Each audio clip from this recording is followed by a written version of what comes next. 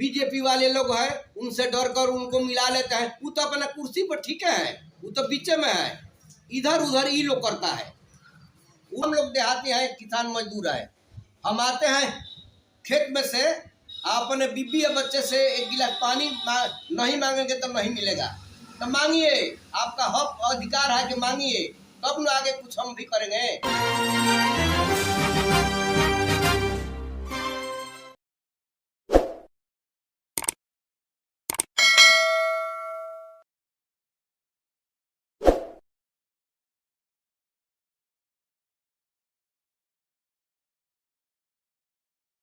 नमस्कार दोस्तों, मैं अक्षय कुमार, आप सभी का जनता टॉक्स न्यूज में स्वागत है। इस वक्त मैं रिबलगंज प्रखंड के पूर्व जिला परिषद लियाकत अली जी के नए आवास पे, नए घर पे आए हैं। आइए आप सभी से मिलवाते हैं, कुछ अहम मुद्दे पर बात करते हैं।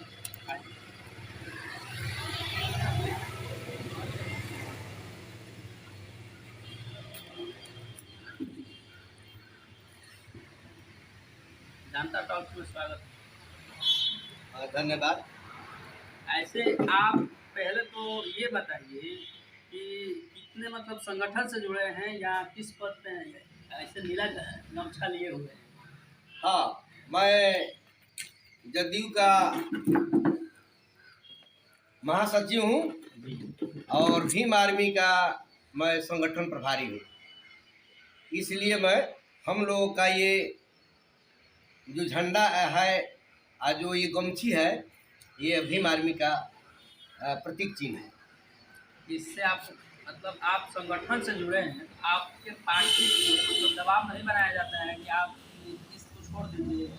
नहीं नहीं नहीं, ये तो पार्टी है, यह एक संगठन है, यह कोई राजनीतिक पार्टी नहीं है। हम हैं संगठन में, जो भीम आर्मी का जो संगठन है हमारे विचार से मिलता जुलता है। जो चंद्रशेखर राव जी है, पटना में आकर हमसे बुलाकर बातचीत किए, उनके विचारधारा और मेरा विचारधारा, आज जो पूर्वजों का हमारे बीच में जो बीता हुआ है उस कहानी को जब मैं देखता हूँ तो ये प्रतीत होता है कि हमारा भीम आर्मी संगठन ही सब कुछ है। तो आप भीम आर्मी के किस पद से? अच्छा, संगठन में भी होता है प्रखंड लेवल पे, जिला स्तर पे, मतलब आप किस स्तर से? हम जिला स्तर के हैं, हम संगठन प्रभारी हैं, जिला स्तर के हैं। और हमारा ये जो 20 प्रखंड है उसमें हमको बुलावा होता है, नगर पंचायत नगर निगम में भी। और हमारे नेता और जिला का अध्यक्ष राजेंद्र रोशन जी है, उनके नेतृत्व में जो कार्यक्रम होता है मैं अग्रणी भूमिका निभाता हूँ।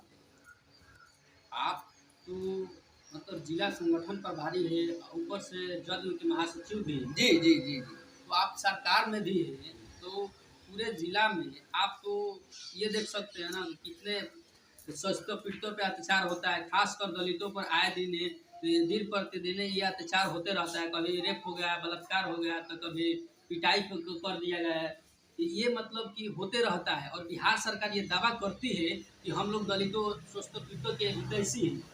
तो आप अपने सरकार से ये मतलब मांग नहीं करते हैं कि इस पे सख्त कार्रवाई हो और साथ ही उनको मुआवजा दिया जाए? हाँ, ये तो बहुत अच्छा प्रश्न किए। बलात्कार हो जाता है, मारपीट हो जाता है, दलित पीड़ितों को, शोषितों को और शोषित किया जाता है।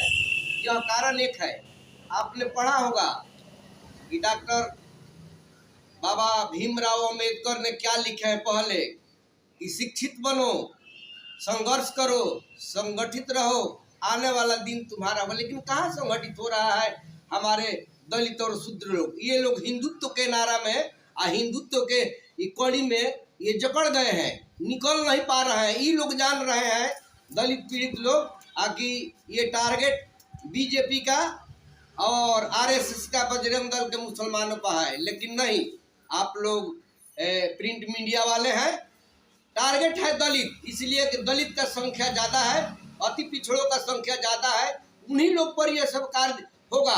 कहाँ हो रहा है मुसलमानों के ऊपर? इतना होता है, कहीं दंगा लोग करा देते हैं, कहीं एक आध पीस हो जाता है, लेकिन इतना घृणित काम जितना दलित में चमार दुसाध को हो रहा है, किसी को नहीं हो रहा है। हम पूरे देश का बात कह रहा हूँ, एक केवल रिविलगंज या केवल छपरा का नहीं। आप ये भी कह रहे हैं कि बीजेपी का विरोध भी कर रहे हैं, एक तरह से मतलब कि मनवादी और आरएसएस का विरोध भी कर रहे हैं। वही पार्टी बिहार में आपकी पार्टी जो रद्द है उस पार्टी से गठबंधन में है, तो क्या उनका विरोध नहीं कर रहे हैं आप? कर रहे हैं, गठबंधन में विचार कर रहे हैं हम विरोध, इसलिए कि हमारे नेता नीतीश जी है और वे विचार से समझौता नहीं करते हैं। अगर वे लोग यही काम करेंगे तो फिर वे उनसे हट जाएंगे, अपना समर्थन लेकर किसी दूसरे जगह चले जाएंगे। तो इस तरह से बवाल नहीं होने देते हैं कि इससे हो। तो इसलिए हम कहते हैं उन लोगों का जो मानसिकता है उसको हम बारे में हम कह रहे हैं आप लोग लेकर सरकार बनाए हैं एक तरह से।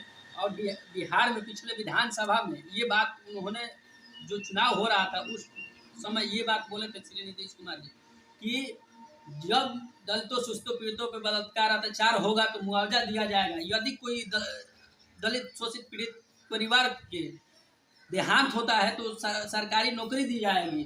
कितने सरकारी नौकरी दी गई ये बताइए। तो कितने सरकारी नौकरी दी तो नहीं जानते हैं, लेकिन मुआवजा के बारे में आप पूछ रहे हैं तो मुआवजा दिया जाता है। जिस तरह का जिस कैटेगरी का केस होता है उसके अनुसार लाखों रुपया, 2 लाख रुपया, 50,000 दिया जाता है। और लोग को मिला है। यहीं भी जहाँ यह कांड हुआ है यहाँ भी दुसाधे भाई लोग के साथ हुआ था, मलाह भाई के साथ, तो उसमें मिला है उन लोगों का। और बिहार में ये कब तक सिलसिला चलता रहेगा? बिहार में आए दिन खास करके नीतीश कुमार की पार्टी जदयू और श्री नीतीश कुमार चाहे वो किसी भी गठबंधन में जाए, चाहे आरजेडी के गठबंधन में जाए, आरजेडी के साथ मिलकर सरकार बनाए, चाहे बीजेपी के साथ मिलकर सरकार बनाए, ये बात हमेशा कहती है कि दलितों सुस्तों पीड़ितों की हम हितैषी हैं। तो फिर इस प्रकार की घटनाएं क्यों होती है? हितैषी है तो किसी को इतना बड़ा क्षेत्र में कोई रोक नहीं सकता है। आंधी तूफान आता है और फिर वहीं पर पहुंच जाता है। और नीतीश कुमार के बारे में आप 2 बार 3 बार कहे तो नीतीश कुमार अपने जगह पर सही है। असही वाले लोग में है आरजेडी है कि उन लोग उनको मिला लेते हैं, बीजेपी वाले लोग हैं उनसे डर कर उनको मिला लेते हैं। वो तो अपना कुर्सी पर ठीक है, वो तो बीच में है, इधर उधर ये लोग करता है, वो नहीं करते हैं। वो हमारे नेता सही है। आपके नेता सही है। अच्छा आप ये बताइए, अभी जो जिस प्रकार से बिहार में हमेशा घटनाएं होती रहती है ये कब तक थमेगा? आपके देखने से, आप एक जिला स्तर के नेता हैं जदयू के, तो जिला में तो 1-2 घटनाएं नहीं होती है, तमाम प्रकार महीनों में आपको मिलते होंगे। आखिर ये कब तक चलेगा? हाँ, ये कब तक चलेगा? आप लोगों ने बहुत प्रश्न बढ़िया पूछ रहे हैं। दलित पीड़ित अल्पसंख्यक संगठित नहीं है। जब तक संगठन नहीं होगा, डॉक्टर साहब बाबा भीमराव अंबेडकर के लिखा गया, जिला में लिखा गया है वो उनके मूर्ति के अगल बगल में कि शिक्षित बनो, संगठित रहो, संघर्ष करो, तो ये लोग नहीं है। ये लोग हिंदुत्व के धारा में बह गए हैं कि गौर से ये लोग कहता है कि हम हिंदू हैं। तो कौन कहता है कि आप हिंदू नहीं है? लेकिन फिर आप ही पर ऐसा क्यों हो रहा है? आप लोग संगठित नहीं है, शिक्षित नहीं हो रहे हैं, एकत्रित नहीं हो रहे हैं, यही कारण है कैसा हो रहा है। इसमें तो कहीं ना कहीं सरकार का भी तो गलती है कि सरकार शिक्षा पर विशेष पर ध्यान नहीं दे रही है और ये दावा करती है कि हम दलितों शोषित पीड़ितों पे की है हितैषी है। जिस प्रकार उत्तर प्रदेश में सुश्री बहन मायावती ने काम करके दिखाया है और शोषित पीड़ितों को एक तरह से हिम्मतकर बनाया है, उस प्रकार से बिहार में ऐसा मानकर चलिए 15 वर्ष, लगभग 15 वर्ष होने जा रहा है श्री नीतीश कुमार के मुख्यमंत्री बने हुए, उस टाइप के अभी तक कोई हिम्मतकर नहीं है। आपके पार्टी को इसमें मतलब कि है ना, समझे, चाहे बीजेपी के साथ हो चाहे आरजेडी के साथ हो, आखिर दूल्हा मानकर चलिए, कहते हैं ना कि दूल्हा एक ही रहता है, बाराती बदल जाता है, एकदम होता है। तो जब उनके हाथों में है तो इस प्रकार के वो डिसीजन क्यों नहीं लेते हैं दलितों और शोषित पीड़ितों की मतलब पक्ष में वो लेते हैं, नाजायज होने नहीं देना चाहते हैं, लेकिन आप पे आप हो जाता है। और सबसे बात यह है कि आप बहुत इथी का भवेशी बांध के सुश्री मायावती जी का और उत्तर प्रदेश का भी बात यहाँ कर दें तो यहाँ एक देखिए कि नीतीश कुमार जी सांप्रदायिक दंगा होने नहीं दिए, और जहाँ तक पढ़ाई लिखाई की बात है तो दूसरे तीसरे से लेकर अपन छात्रवृत्ति से लेकर साइकिल योजना, ड्रेस। हाँ हाँ, बोला जाए बोला जाए। आप ये छात्रवृत्ति वाला बात बोल के सही किए, इसलिए कि 2015 से लेकर अभी तक बिहार में शोषित पीड़ितों को छात्रवृत्ति नहीं मिलता है। दलितों को श्री नीतीश कुमार जी के सरकार में अभी तक नहीं मिलता है छात्रवृत्ति, 2015 से बंद है। अब समझ लीजिए कि एक तरफ से छात्रवृत्ति को बंद किया जा रहा है, जिस प्रकार से समझ लीजिए आज़ादी से के पहले से ये छात्रवृत्ति स्कॉलरशिप चलते आ रही है कि दलित शोषित पीड़ित कुछ पैसे होगा तो उस से पढ़ाई लिखाई कर सकते हैं, लेकिन बिहार में ये बंद कर दिया गया है। बिहार में इसी दलित के पैसे से बिहार में रोड बनाया गया है। इस पे आप बताइए, इस पे क्या कहेंगे? 2015 से नहीं मिल रहा है इतना तो हमको नहीं मालूम है, बाकी कुछ दिन पहले सा ये बंद है ये हम जान रहे हैं। लेकिन हम अपने वरीय नेताओं से, यहाँ का जो जिला अध्यक्ष है उनसे, जो यहाँ का विधायक है उनसे हम बातचीत करके आपके पुनः बताएंगे माने 10 दिन 1 महीना के बीच में कि आखिर क्यों रुका गया है कि दलितों का ये स्टाइपेंड नहीं मिल रहा है, छात्रवृत्ति नहीं मिल रहा है। तो इसमें एक विधायक का क्या रोल है? मांग करेंगे। इसमें एक विधायक का क्या रोल है? यदि विधानसभा में उठाते हैं तो बहुत राजू साहब जो जेडीयू का है, निकटतम है नीतीश कुमार जी का, ये डायरेक्ट बुलाता है, एक सामने बैठकर बातचीत लोग करते हैं। मैं उनसे लिखित दूंगा, लिख कर आप लोग दिलवाइए। हर विद्यालय से 2-4 को विद्यालय से हम उनको देंगे और जरूरत पड़ गया तो मुख्यमंत्री के पास मैं भी जाऊंगा स्टाइपेंड के लिए कि दलितों का क्यों नहीं मिल रहा है। चाहे और भी समस्या होगी हम लोग को अवगत कराइए और हम इस पर पहल करेंगे। बिहार में पूरे लगभग यदि दलित की बात किया जाए तो 20% है, और उसमें एसटी को जोड़ दिया जाए तो लगभग 22 से 23% वोट है। पूरे बिहार के दलित लगभग एक तरफा वोट करता है। यदि वो गठबंधन में थे तो एक तरफा उन्होंने वोट किया ना जी, किया है ना किया है। फिर भी ये दिखावा है, एक तरह से दिखावा ही ना है। आज भी दलित ठोकर खा रहा है, एकदम उसका कोई विकास नहीं हुआ है, झुग्गी झोपड़ी दिख रहा है। तो मतलब एक तरह से आपकी पार्टी एकदम हवाबाजी है कर रही है। हवाबाजी की बात नहीं है। आप देखिए कि जिनका भी बीपीएल सूची में नाम था, हर एक आदमी का आवास बन गया, हर एक आदमी का शौचालय बन गया, नल से जल का ये काम हो गया, रोड नाला बन रहा है। तो काम बाकी है कहाँ रह गया? जो बाकी है उसको किया जाएगा, जो काम बाकी रह गया है उसको किया जाएगा। खाली लोग वांट तो करे, कहे तो अपन नेता तो कोई कहबे नहीं करेगा तो कैसे काम होगा? हम लोग देहाती हैं, किसान मजदूर हैं, हम आते हैं खेत में से, अपने बीबी या बच्चे से 1 गिलास पानी नहीं मांगेंगे तो नहीं मिलेगा। तो मांगिए, आपका हक अधिकार है कि मांगिए, तब न आगे कुछ हम भी करेंगे। रिविलगंज थाना पे आप कुछ बोलना चाहेंगे? क्योंकि मेरा कड़वा सवाल है। जरूर बोलेंगे, जो वस्तु स्थिति है जो चल रहा है उसके बारे में जरूर मैं बात कहूँगा। क्योंकि आप रिविलगंज प्रखंड से जिला परिषद रह चुके हैं तो अच्छे से जानते हैं कि जितने भी पंचायत थे उस पंचायत में क्या स्थिति, दलितों शोषितों पीड़ितों पे कितना अत्याचार होता है, और इतना हिम्मत नहीं होता है कि वो लोग थाना पर जा सके, और थाना पर किसी भी तरह से चले भी गए तो उनकी FIR नहीं लिखी जाती है। ऐसी बात नहीं है, FIR लिखा जाता है।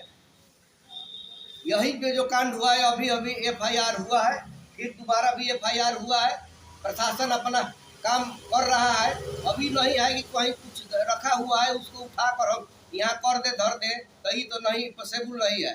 किसी पर भी FIR होगा, चाहे होता है तो वो लोग अपने जान बचाने के लिए कहीं भाग कर कहीं अंडरग्राउंड रहते हैं, और कोई समाधान निकल जाता है तब वो लोग आते हैं, और चाहे पुलिस के यहाँ पहुँचते हैं, चाहे कोर्ट में जाते हैं। अच्छा, आप ये बताएं, यहीं पे रिविलगंज में रेलवे लाइन से सटे 3 तारीख का ये घटना है, शायद आप भी जानते हो, आप देखे हैं। तो 3 तारीख से लेकर अभी 15 तारीख तक हो गया, और उन लोगों के घर हम गए थे।